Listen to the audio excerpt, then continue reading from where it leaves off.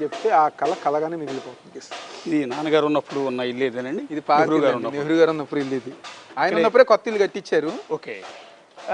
నా 2014 మా పెళ్ళికి అందరం షిఫ్ట్ అయిపోయాం. అవును.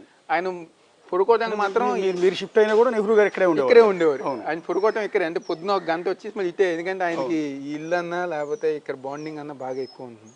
ఓకే. ఆయన చనిపోయిన తర్వాత కూడా తీసుకొచ్చి ఇంట్లో ఇక్కడే పెట్టాం. అవును. Okay okay okay. మొత్తం టోటల్గా అంటే ఈసారి పాలిటిక్స్లో చివరిగా ఇంకా మీకు కూడా చాలా బిజీగా ఉన్నారు.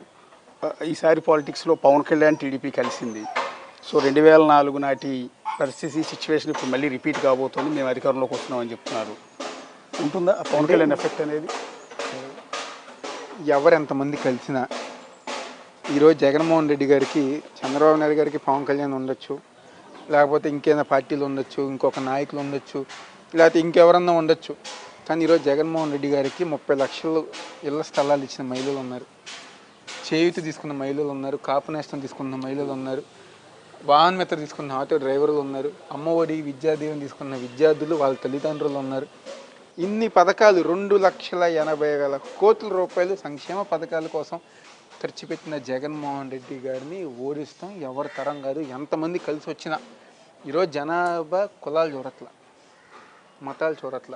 నాకు మంచి చేసిన, నాకు పథకాలు అందించిన, కరోనా సంక్షోభంలో గారు 2 సంవత్సరాలు పనులు లేక అనేక ఇబ్బందులు పడితే ఆ సమయంలో గారా క్రమం తప్పకుండా ఇచ్చిన మాట ప్రకారం నేరుగా ఇంటికి సంక్షేమ పథకాలు పంపించి మా కుటుంబాలు నిలబెట్టిన జగన్మోహన్ రెడ్డి గారికే మేము అండగా ఉంటాం.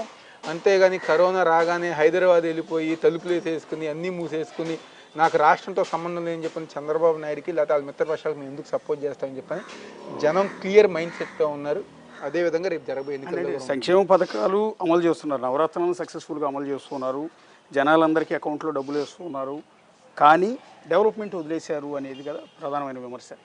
ఈరోజు ఎవరైతే ఆ మాట మాట్లాడుతున్నారో వాళ్ళకి మీరు any time any day place వాళ్ళు చెప్పినా, పలానా డివిజన్ నుంచి చెప్పినా ఈస్ట్ నియోజకవర్గంలో డెవలప్మెంట్.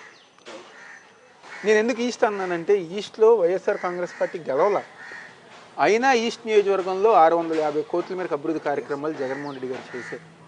ఉంటాయి చిన్నవి అక్కడ ఇక్కడ. ఇప్పుడు గోతుల దగ్గర సెల్ఫీలు అన్నారు తెలుగుదేశం జనసేనలు, రోడ్డుకి వేసిన గోతులు ఆలే తీసి ఫోటోలు అంటున్నారు. అంటే ఇలాంటివన్నీ కూడా చిల్లర రాజకీయాలు.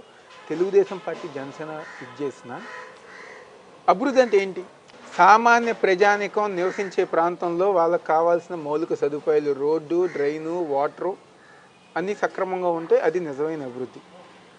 అది ఈరోజు జగన్మోహన్ రెడ్డి గారి ప్రభుత్వంలో నడుస్తుంది. ఈరోజు తెలుగుదేశం పార్టీ ఉద్దేశంలో అభివృద్ధి అంటే గ్రాఫిక్స్, ఫ్లైఓవర్లు. ఆ ఫ్లైఓవర్లు గారు మేము కట్టినయే, అది గ్రాఫిక్స్లో ఫ్లైఓవర్లు చూపించారు, కానీ జగన్మోహన్ రెడ్డి గారు నిజంగా ఫ్లైఓవర్లు కట్టారు. ఆ విధంగా ఈరోజు మా ప్రభుత్వం ముందుకు వెళ్తుంది. ఇందాక మీరు అన్నారు బలమైన అభ్యర్థి అవతల పక్క ఉన్నారు ఈ సమయంలో అని చెప్పని. అవతల పక్క ఎవరున్నా ఈ నియోజకవర్గంలో 1,25,000 మందికి సంక్షేమ పథకాలు అందిస్తాం. ఎప్పుడు జరిగిన అభివృద్ధి కార్యక్రమాలు చేశాం. ప్రతి ఒక్కరికి అన్ని విధాలుగా ప్రజానికానికి కావాల్సిన సహకరిస్తాం. 2 సార్లుగా ఎమ్మెల్యే అయినా తను చేయలేని పనులు ఈరోజు ఎమ్మెల్యే అవ్వకుండానే జగన్ గారి మద్దతుతో, జగన్ గారి సపోర్ట్తో ఈరోజు నేను ఈ కార్యక్రమాలు చేశాను. కాబట్టి అవతల ఎవరు వచ్చినా, ఎంత బలం ఉన్నా, కొండైనా బద్దలు కొట్టి 2024లో ఈ నియోజకవర్గంలో వైఎస్ఆర్ కాంగ్రెస్ పార్టీ జెండా ఎగరేస్తాం. దేవినేని అవినాష్ ఈసారి క్యాబినెట్లో ఏమైనా చూడగలమా? అలాంటివన్నీ కూడా ఈరోజు మీ నాన్నగారు నాకున్న ఒకటే లక్ష్యం, జగన్మోహన్ రెడ్డి గారి నాయకత్వంలో జగన్మోహన్ రెడ్డి గారు మళ్ళీ ముఖ్యమంత్రి అవ్వాలి. ఆయన ముఖ్యమంత్రిగా ఉన్నప్పుడు నేను ఈస్ట్ నియోజకవర్గానికి ఎమ్మెల్యే అవ్వాలి. మిగతా అన్నీ కూడా దేవుడి ఆశీస్సులు, పైన ఉన్న నెహ్రూ గారిది, రాజశేఖర రెడ్డి గారిది, వీళ్ళందరూ ఆశీస్సులు.